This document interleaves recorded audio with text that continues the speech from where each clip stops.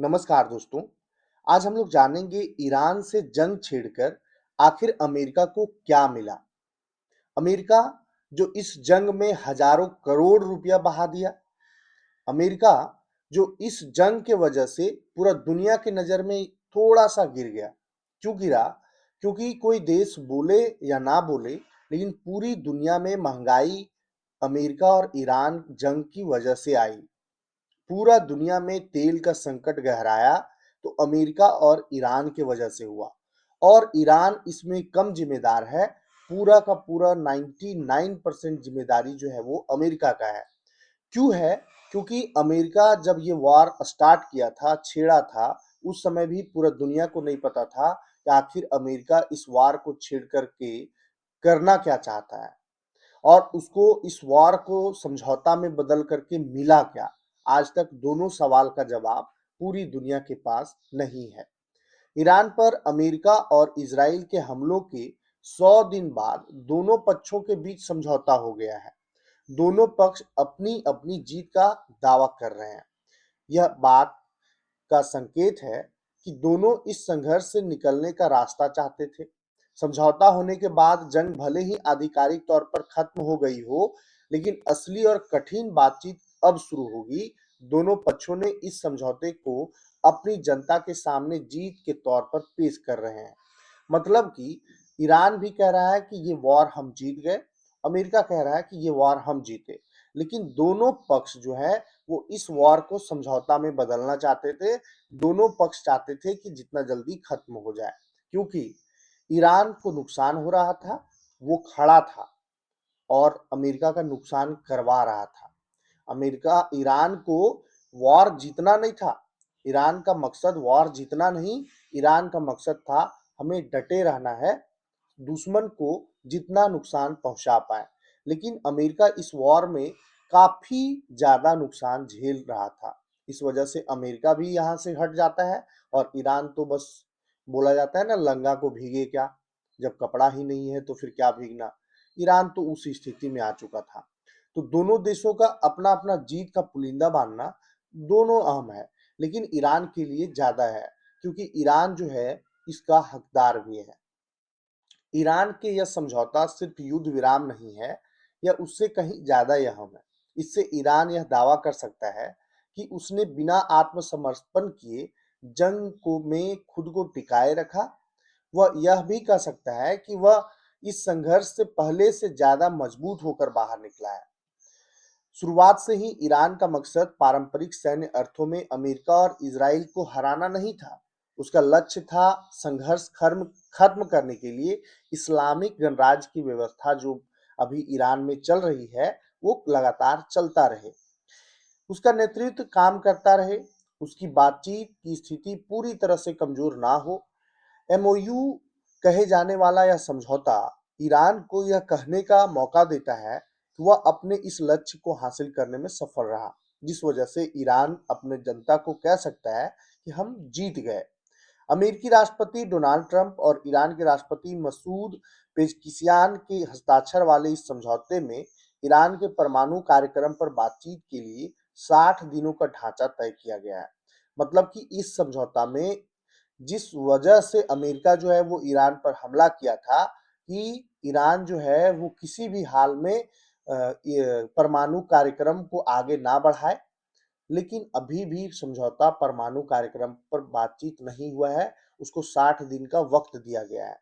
इसमें सभी मोर्चों पर सैन्य कार्रवाई तुरंत रोकने के बाद कही गई, इसमें लेबनान भी शामिल है। समझौते में एक दूसरे की संप्रभुता का सम्मान करने की बात कही गई है। हॉर्मुज स्ट्रेट को फिर से खोलने की बात कही गई है। ईरानी जहाजों पर लगी अमेरिकी नौसैनिक नाकेबंदी हटाने की पुष्टि है। ईरान की जिम्मेदारियां अहम है लेकिन सीमित है। ईरान ने हॉर्मुज स्ट्रेट से सुरक्षित व्यावसायिक आवाजाही सुनिश्चित करने में मदद करने पर सहमति जताई है। यह प्रतिबद्धता भी दोहराई है कि वह परमाणु हथियार हासिल करने की कोशिश नहीं करेगा। साथ ही उसने अपने उच्च स्तर तक समृद्ध यूरेनियम भंडार और यूरेनियम संवर्धन कार्यक्रम के भविष्य पर बातचीत में शामिल होने पर भी सहमति जताई है। अमेरिका की प्रतिबद्धताएं कहीं ज्यादा बड़ी दिखाई दे रही है। एमओयू के मुताबिक अमेरिका अपनी नौसैनिक नाकेबंदी हटाने की प्रक्रिया शुरू करेगा। वह ईरानी तेल निर्यात के लिए भी छूट देगा, यानी कि ईरान पर जो बैन लगा हुआ था, वो बैन जो है वो अमेरिका हटाएगा। साथ ही फ्रीज की गई प्रतिबंधित ईरानी संपत्तियां भी उपलब्ध कराएगा अमेरिका। अमेरिका ईरान पर लगे प्रतिबंधों में ढील देने की दिशा में भी काम करेगा। अ, ईरान के 300 अरब डॉलर से ज्यादा का जो आर्थिक नुकसान हुआ है, उसका भी भरपाई जो है वो अमेरिका करेगा। यही वजह से अब तक ईरान के आलोचकों की प्रतिक्रियाएं अपेक्षाकृत शांत रही है। एमओयू की यही बातें ईरान नेतृत्व को इस समझौते को जीत के रूप में पेश करने की पर्याप्त आधार देती है। ईरान कह सकता है कि उसकी संप्रभुता को मान्यता मिली है, नाकेबंदी हटने वाली है, प्रतिबंधों में राहत मिलने की संभावना है, पुनः निर्माण के लिए वित्तीय सहायता का भी स्पष्ट उल्लेख किया गया है। लेकिन यह खामोशी ज्यादा समय तक रहने की संभावना नहीं है। यहाँ तक कि ईरान के सर्वोच्च नेता मुज्तबा खामेनेई की पहली प्रतिक्रिया भी काफी संतुलित थी। उन्होंने समझौते को आगे बढ़ाने की अनुमति दी, लेकिन साथ ही यह भी साफ कर दिया कि इसे ईरान की सर्वोच्च राष्ट्रीय सुरक्षा परिषद की जिम्मेदारी पर स्वीकार किया जाना चाहिए।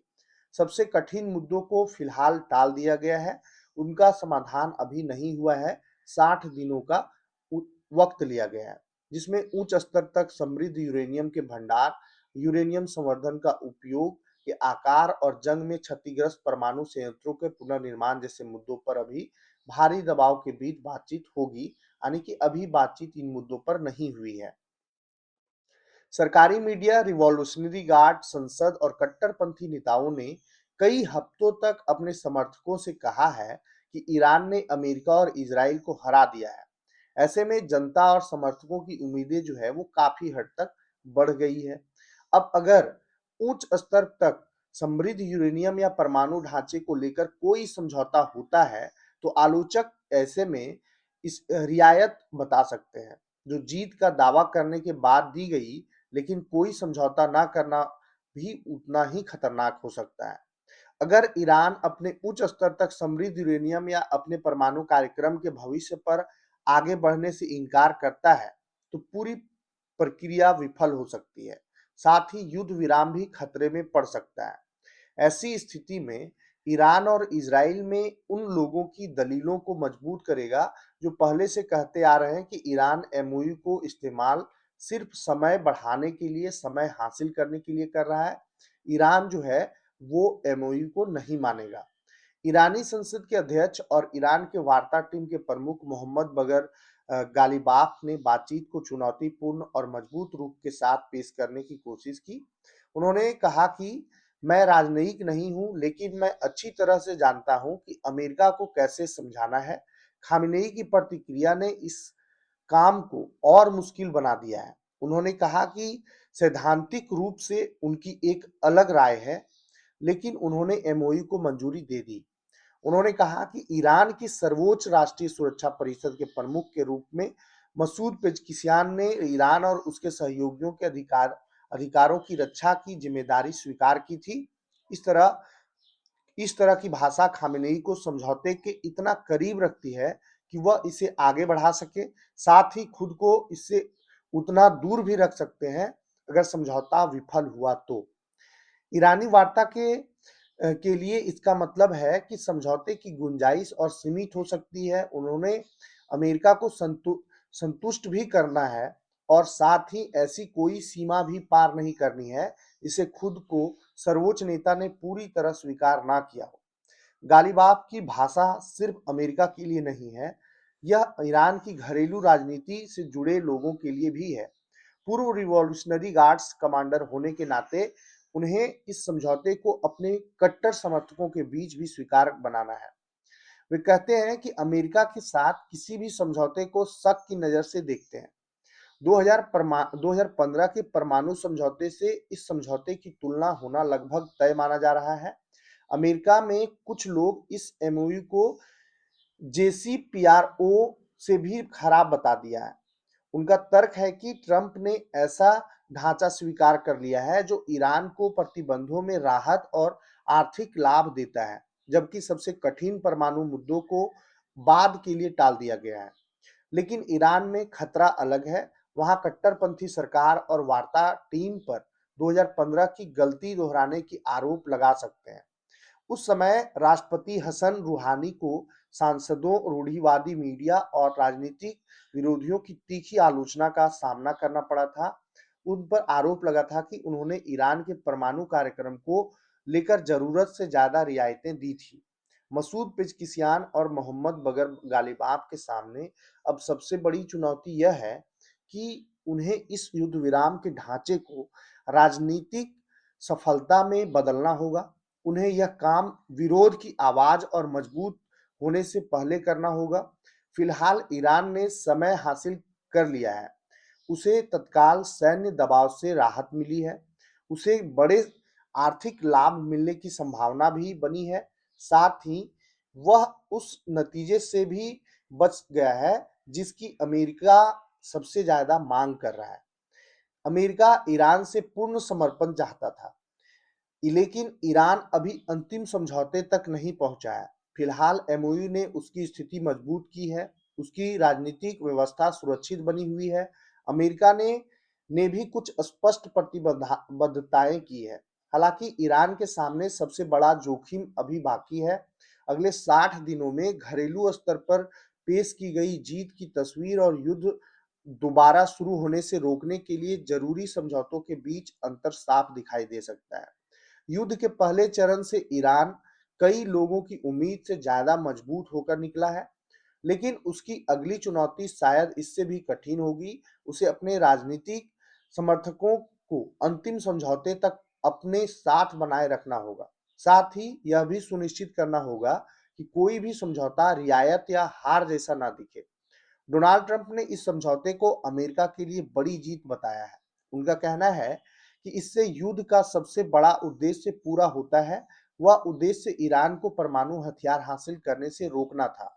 हालांकि निकट भविष्य में इससे भी बड़ी जीत वैश्विक अर्थव्यवस्था का फिर से खुलना माना जा रहा है। ऐसा इसलिए क्योंकि हॉर्मुज स्ट्रेट फिर से खुल गया है। जैसे जैसे संघर्ष लंबा खींचता गया, हॉर्मुज स्ट्रेट लगभग बंद रहा। जनमत सर्वेक्षण लगातार यही दिखाते रहे कि अमेरिकी जनता पेट्रोल की बढ़ती कीमतों और युद्ध के घरेलू आर्थिक असर से परेशान थी। 2024 में आर्थिक असंतोष की वजह से ही मतदाताओं ने ट्रंप को दोबारा व्हाइट हाउस भेजा था। ऐसे में यह धारणा बनने लगी कि राष्ट्रपति की ओर से शुरू किया गया यह युद्ध आम लोगों की जेब पर बोझ डाल रहा है। यह ट्रंप के लिए राजनीतिक रूप से नुकसानदेह साबित होने लगा था। भले ही नवंबर में होने वाले मध्यावधि चुनाव में ट्रंप खुद उम्मीदवार नहीं होंगे, लेकिन यह चिंता उनके साथी रिपब्लिकन नेताओं के लिए मुश्किलें पैदा कर रही थी। उनमें से कई अपने निर्वाचन क्षेत्रों में नाराज मतदाताओं का सामना कर रहे थे। लोगों में यह डर भी बढ़ गया था कि यह संघर्ष लंबे समय तक चल सकता है। इसी वजह से यह समझौता ट्रंप को कुछ राहत देता है। उनकी राजनीतिक सहयोगियों को उम्मीद है कि अब वे ट्रंप को ऐसे नेता के रूप में पेश कर सके पाएंगे जिसने संघर्ष को अपेक्षाकृत जल्दी खत्म किया था। साथ ही उन्होंने उन अंतहीन विदेशी युद्धों जैसी स्थिति से भी बचा लिया जिनका उन्होंने अपने चुनाव अभियान में विरोध किया जाता था। हालांकि इस समझौते के आलोचक पहले ही ट्रंप पर जरूरत से ज्यादा रियायतें देने का आरोप लगा चुके हैं। इन आलोचकों में रिपब्लिकन पार्टी के कुछ नेता भी शामिल हैं। इन आलोचकों का सबसे बड़ा कारण 300 अरब डॉलर का पुनर्निर्माण कोष, जिससे ईरान को फायदा मिलने की बात कही गई है। ट्रंप ने अपने social media platform truth social पर लिखा कि अमेरिका की ओर से ईरान को 300 अरब डॉलर का कोई भुगतान नहीं किया जा रहा है। यह फर्जी खबर है। अमेरिका के हिस्से में सिर्फ सफलता, तेल की कम कीमतें और जीत आई है।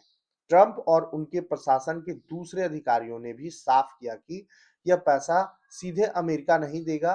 फिर भी रिपब्लिकन पार्टी के कुछ नेताओं ने इसे लेकर असहजता बनी हुई है और प्रचार कर रहे हैं। टेड क्रूज ने समाचार वेबसाइट द हिल से कहा, इतिहास हमें सिखाता है कि ऐसे धर्मतांत्रिक कट्टरपंथियों को अरबों डॉलर देना जो हमें मारना चाहते हैं, अच्छा विचार नहीं है। मुझे लगता है कि राष्ट्रपति को बहुत खराब सलाह दी जा रही है। रूढ़िवादी टिप्पणीकार टक्कर कार्लसन ने भी कहा कि समझौते की तीखी आलोचना की। हाल ही के महीनों में उन्होंने ट्रंप प्रशासन की आलोचना की थी। इसके बावजूद उन्हें अब भी मागा समर्थक के बीच प्रभावशाली शख्सियत माना जाता है। उन्होंने एक्स पर अपने कार्यक्रम में कहा कि यह अमेरिका के लिए काफी अपमानजनक हार है। यह एक हार है। एक एक एक और अहम बात यह है कि ट्रंप प्रशासन को यह स्वीकार करना पड़ा है कि उसके कई युद्ध लक्ष्य अब प्राथमिकता में नहीं है। एमओयू में उसका कोई उल्लेख भी नहीं है। यानी जिन मुद्दों को लेकर युद्ध शुरू हुआ था, उनमें कुछ को फिलहाल पीछे छोड़ दिया गया है। समझौता मुख्य रूप से युद्ध विराम, आर्थिक राहत और आगे की बातचीत के लिए उस पर केंद्रित है। यही वजह है कि आलोचकों का एक वर्ग पूरी तरह जीत नहीं मानता। उनका कहना है कि यह सिर्फ समझौता है और अमेरिका जो है वो अपना जो नुकसान हो रहा था उससे समझौता करना चाह रहा है और नुकसान का भरपाई कर रहा है। उन्होंने यह भी कहा कि ईरान के मिसाइल उद्योग को पूरी तरह खत्म कर दिया जाएगा, लेकिन एमओयू में इन बातों का कोई जिक्र नहीं है। इसी तरह एमओयू में ईरान के क्षेत्रीय प्रॉक्सी समूहों के साथ उसके संबंधों का कोई उल्लेख नहीं है। मार्च में ट्रंप ने कहा था कि अमेरिका यह सुनिश्चित करेगा कि ईरानी शासन अपनी सीमाओं के बाहर मौजूद समूहों को हथियार, पैसा और निर्देश ना दे सके। लेकिन अब प्रशासन इस लक्ष्य से पीछे हटता दिखाई दे रहा है। उपराष्ट्रपति जेडी वेंस ने पत्रकारों से कहा, अमेरिका को उम्मीद है कि हिजबुल्लाह इजराइल पर गोलीबारी से परहेज करेगा। उन्होंने यह भी कहा कि युद्ध विराम अक्सर थोड़े अव्यवस्थित होते हैं। उन्होंने कहा कि बातचीत में तनाव या हिंसा की घटनाएं होना असामान्य होती है। यानी अब जब प्रशासन का जोर पूरी सैन्य जीत पर नहीं दिखता, वह ईरान के सभी क्षेत्रीय प्रभाव को खत्म करने की बात भी स्वीकार कर रहे हैं। अब उसकी प्राथमिकताएं संघर्ष को नियंत्रित रखना और युद्ध विराम को बनाए रखना दिखाई देता है। सिर्फ यही बात रिपब्लिकन नेताओं और उनके समर्थकों के बीच इस समझौते को अलोकप्रिय बना सकती है। वे कहते हैं कि इजराइल की सुरक्षा के प्रति अमेरिकी प्रतिबद्धता को अमेरिकी राजनीति का अटूट हिस्सा मानते हैं। दूसरे शब्दों में उनकी चिंता यह है कि समझौते में इजराइल की सुरक्षा से जुड़े कुछ अहम मुद्दों को या तो पीछे छोड़ दिया गया है या उनका साफ उल्लेख नहीं किया गया है। यही वजह है कि रिपब्लिकन पार्टी के भीतर भी इस समझौते को लेकर मतभेद दिखाई दे रहे हैं और ट्रंप जो है वो जिस लक्ष्य के साथ में इस युद्ध को स्टार्ट किए थे, उस लक्ष्य तक नहीं पहुंच पाएंगे, क्योंकि ईरान जो है उम्मीद से ज्यादा खरा उतरा और उम्मीद से ज्यादा अपने लोगों को बचाया। धन्यवाद।